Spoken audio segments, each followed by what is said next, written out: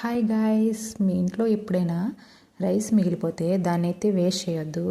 So ఈ trick అయితే follow అవ్వండి, చాలా బాగుంటాయి. ఇలా అన్నం వడియాలు అయితే చేసుకోవచ్చు.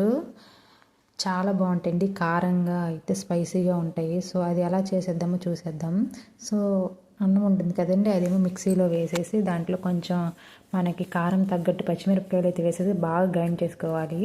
అది బాగా సాఫ్ట్గా అయ్యేంత వరకు గ్రైండ్ చేసుకోవాలండి. సో దాని తర్వాత అయితే దానికి తగ్గ కొంచెం సాల్ట్ అయితే వేసుకొని ఇంకా జీలకర్ర ధనియాలు వేసేసి బాగా మెత్తగా కలిపేయాలండి. అది కలిపేసి ఏదైనా క్లాత్లో అయినా తబుకులో అయినా ఇలా వేసుకోవాలండి, కొంచెం వాటర్ చల్లేసి అయితే. సో నేనైతే తబుకులో అయితే వేసాను, అది కొంచెం గుండగా వచ్చేసింది. మీరైతే క్లాత్లో వేయండి, చాలా నీట్గా వస్తాయి.